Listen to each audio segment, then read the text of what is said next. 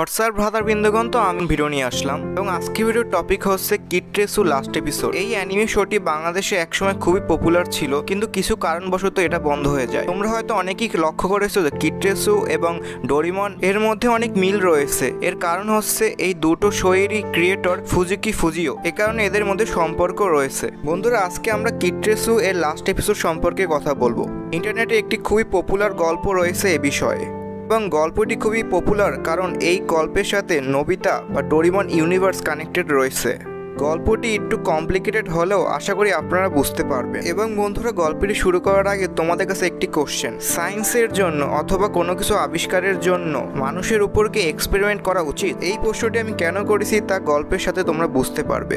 তো বন্ধুরা, অনেক কথা শুরু হয় যখন কিটরেসু এর বয়স 24 বছর। কিটরেসু তার জীবন নিয়ে খুব সুখী রয়েছে। কিটরেসু তার লাভ ইন্টারেস্ট মিয়ুকির সাথে বিয়ে হয় এবং বর্তমানে কিটরেসু একজন সায়েন্টিস্ট। একদিন কিটরেসুর বাড়িতে নোবি কর্পোরেশন কোম্পানি থেকে একটি অ্যাপয়েন্টমেন্ট লেটার আসে। লেটারটি নোবি কর্পোরেশন কোম্পানির মালিক নোবিতা নোবি লেখে। নোবিতা নোবির নাম শুনে কিটরেসু খুবই অবাক হয়ে যায়, কারণ কিটরেসু জানতো যে নোবিতা নোবি একজন বিখ্যাত সায়েন্টিস্ট এবং সায়েন্টিস্টের দিক থেকে কিটরেসু নোবিতা নোবিকে খুব পছন্দ করত। এ কারণে কিটরেসু নোবি কর্পোরেশন কোম্পানিতে চাকরির জন্য রাজি হয়ে যায়। কোম্পানির প্রথম দিনই কিটরেসুর সাথে নোবিতা নোবির দেখা হয়। এরপর সায়েন্টিস্ট নোবিতা নোবি কিটরেসুকে বলে, কিটরেসু, তুমি একজন খুবই জিনিয়াস সায়েন্টিস্ট, তোমার মধ্যে খুবই পটেনশিয়াল রয়েছে সমাজের উন্নতি করার জন্য। দেখো কিটরেসু, আমার জীবনে আমি সায়েন্টিস্ট হওয়ার পর অনেক কিছু আবিষ্কার করি সমাজের উন্নতির জন্য, কিন্তু আমার ড্রিম প্রজেক্ট, আমার স্বপ্ন যেটার জন্য আমি সায়েন্টিস্ট হয়েছি, সেটা আজ পর্যন্ত আমি কমপ্লিট করতে পারিনি। কিটরেসু, তুমি কি আমার স্বপ্নকে সার্থক করতে সাহায্য করতে পারবে?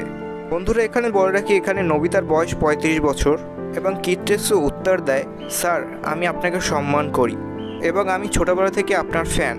স্যার, আমি আপনাকে ওয়াদা করছি, আমি আমার জীবন দিয়ে হলেও আপনার স্বপ্নকে সার্থক করব। স্যার, আপনার স্বপ্নটা কি? এরপর নোবিতা বলে, হ্যাঁ, আমি জানতাম তুমি এরকমই উত্তর দিবে। আমার স্বপ্ন হচ্ছে এরকম একটি রোবট তৈরি করা যার মধ্যে হিউম্যান ইমোশন থাকবে। কথা বলার পর নোবিতা তার রুমে চলে যায় এবং কিটরেসু তার কাজে লেগে যায়।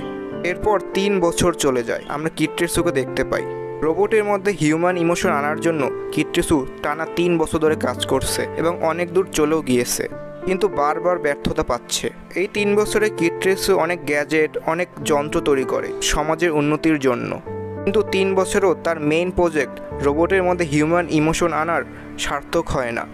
কারণ কিটরেসু জানতো যে এই প্রজেক্টটি কমপ্লিট করার জন্য হিউম্যান ব্রেনের উপরে এক্সপেরিমেন্ট করতে হবে যাতে মানুষের মৃত্যু হতে পারে, কিন্তু কিটরেসু কোনো মতেই এরকম এক্সপেরিমেন্ট মানুষের উপরে করতে চায় না। এসব কথা যখন কিটরেসু নোবিতাকে গিয়ে বলে, সায়েন্টিস্ট নোবিতা কিটরেসুকে একটি ল্যাবে নিয়ে যায়।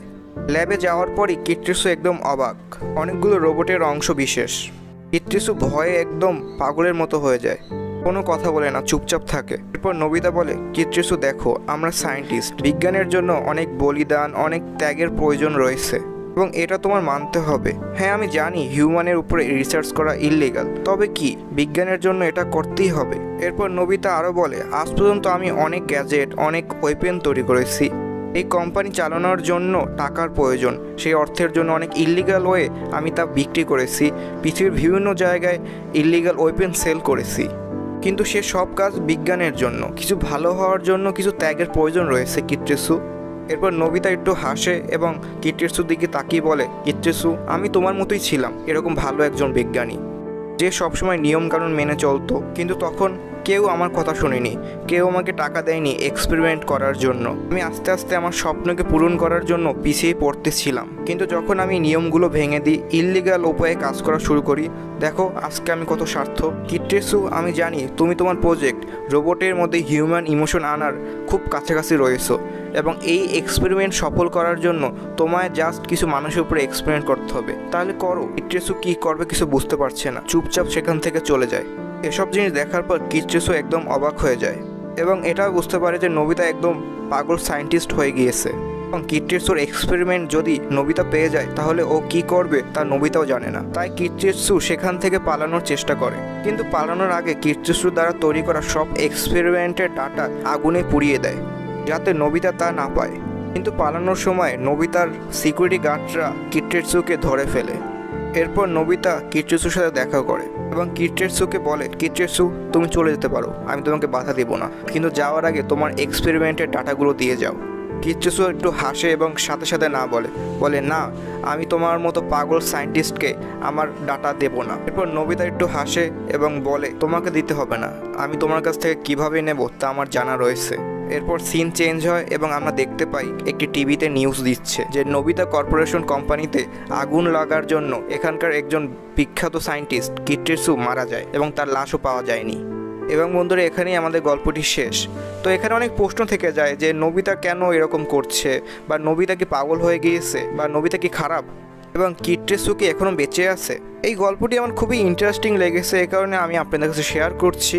আশা করি গল্পটি আপনাদের ভালো লেগেছে। Thank you for watching this video. Good by.